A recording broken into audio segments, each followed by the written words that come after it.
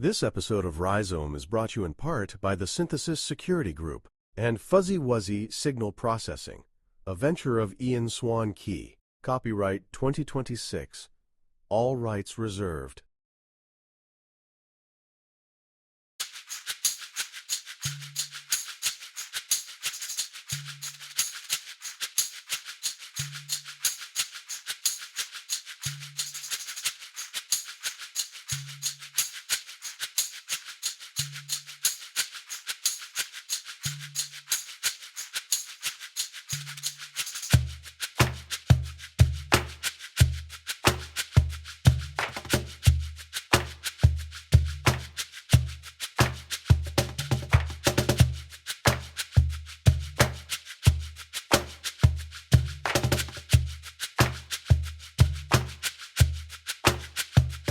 Welcome to The Explainer. Today, we're diving into Kintsugi, trauma, and social synthesis. We are setting the stage for a truly unexpected journey right off the bat, one that's going to take us from the literal ashes of a real-world natural disaster through the quiet, meticulous workshops of ancient Japanese art, all the way into the distant, genetically engineered future of classic science fiction. It's a wild ride, so let's get into it. Okay, let's dive into this. What could shattered, broken pieces of pottery possibly have to do with a hyperproductive, genetically engineered human elite? On the surface, right, these two concepts seem to exist in completely different universes. One is entirely rooted in fragility in the past, while the other is all about flawless optimization and the future. But as you'll see as we explore this together, the connective tissue between them actually offers this really profound lesson on how we build our world. So to really understand this connection, we have to ground ourselves in a very visceral, real-world event. In January 2024, the Noto Peninsula in Japan was struck by an absolutely devastating earthquake. And this wasn't just a geographical rupture, you know? It was a profound cultural and emotional fracture. Communities were physically torn apart, and generations of traditional Japanese artisans saw their life's work, their heritage, their workshops, literally reduced to rubble in a matter of seconds. To truly grasp the emotional baseline of this devastation, we really have to look at the human cost. Take master artisan Kizuka Hideobu, for example. He's a practitioner of Wajima nuri, which is this incredibly refined traditional lacquerware. In the quake, he lost his workshop. He lost his community.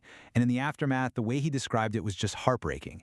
He said he felt like a shard of pottery. He wasn't just talking about his ruined art. He was talking about his identity. He felt fragmented, broken off from the whole, and discarded by this sudden chaotic act of nature. But, and this is where the story shifts, from that deep fracture, something entirely unprecedented began to emerge. A project leader named Okiyama Junichi stepped in, and he inspired Kizuka to take the fragments of his shattered work, that incredibly polished, exquisite lacquerware, and fuse them with something completely different. He brought in the raw, unglazed Suzuyaki stoneware of another master, Shimizu Takiyanori. Just think about this for a second. You've got this refined elegance on one side and raw, earthy stoneware on the other. Two entirely distinct, fundamentally incompatible traditions suddenly being forced together out of pure necessity.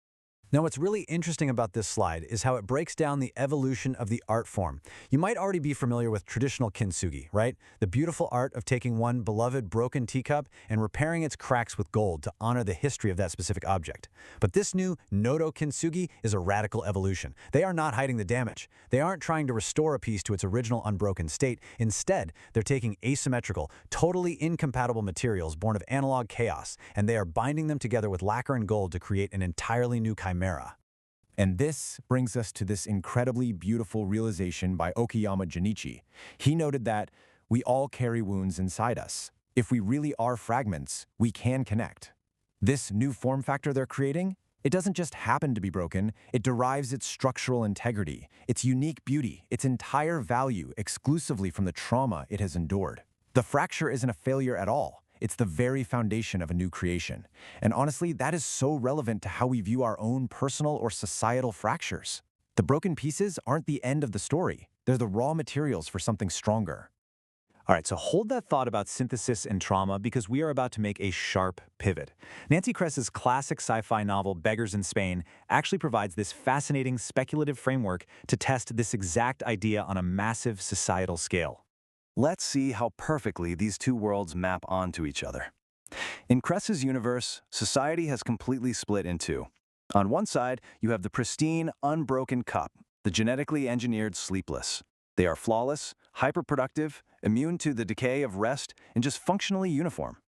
But on the other side, you have the shattered shards, the sleepers. These are just regular humans. They're flawed, they age, they need rest, and in this highly optimized society, they are marginalized, traumatized outcasts who are rendered increasingly obsolete. They are basically discarded by a system that only values unbroken utility. Which brings us to the core philosophical question of both the source material and Kress's novel. What do the strong, flawless, and productive actually owe the weak and broken? In a world optimized for the sleepless, what is the place of the beggars in Spain, the people who are left behind, the shattered shards of humanity? Because if a system only values pristine perfection, the outcasts are just swept away as debris. So what does this all mean? What happens if we apply the lessons of the Noto earthquake to this societal divide? Well, what if we treat the broken people of society, the outcasts, the traumatized, the displaced, exactly like the shards in Kizuka's workshop? If we do this, we're engaging in what we can call metaphorical kintsugi. We're looking at a fundamentally different social architecture, one where the social contract radically changes from a model of, pity and charity to one of active, structural synthesis. To understand how this works in practice, we can look at the Kintsugi protocol. This whole idea relies on three main tenets: rejecting the baseline, cross-disciplinary bonding, and gold as infrastructure. Let's walk through exactly what each of these means. Tenet number 1 is rejecting the baseline. Think about modern social safety nets for a second. Usually, their main goal is to kind of fix people, right?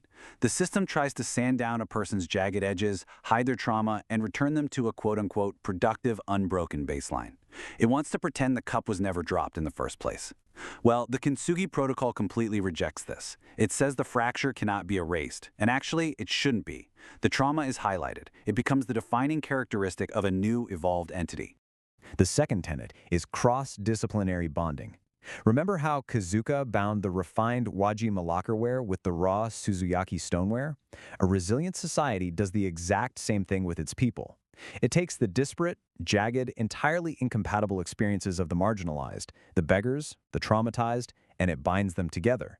Think about your own workplace or community. A diverse, slightly chaotic, multidisciplinary environment is actually so much more resilient and adaptable than a strictly manicured, uniform one. You end up creating a composite system with far higher localized value. So the crucial point is understanding what the gold actually is in this metaphor. When we talk about binding these disparate shards together, the gold dust and lacquer are not just passive empathy.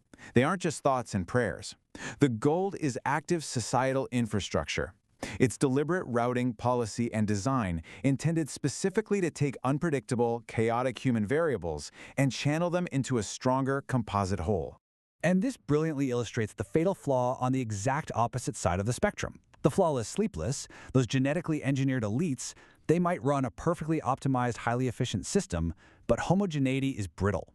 A pristine, unbroken teacup is functionally uniform, sure, but the very moment it experiences a stress it wasn't specifically designed for, it shatters completely. Perfection lacks the localized resilience that only comes from having already survived a break. It literally has no mechanism for dealing with analog chaos. Ultimately, a society built on the Kintsugi protocol doesn't live in denial. It acknowledges that deep, systemic fractures and natural disasters are just inevitable, but it fundamentally understands that by actively processing that trauma, by using it as a structural building block rather than trying to hide it, it creates a deep, enduring resilience that pristine, manufactured perfection can simply never achieve. It's a powerful reminder that whether we're looking at grand city planning or our own personal setbacks, trying to hide the cracks might actually be making us weaker. Which leaves us with this final thought to ponder as we wrap up today's explainer. When we look at the shards of pottery in Notô, and then we look at the quest for genetic perfection in our science fiction, we really have to ask ourselves, is a perfect society simply too brittle to survive? Because if the art of Kintsugi teaches us anything, it's that true strength doesn't come from never breaking. It comes from how we choose to put the pieces back together. Thank you so much for joining me on this explainer. I hope it gave you as much to think about as it did for me.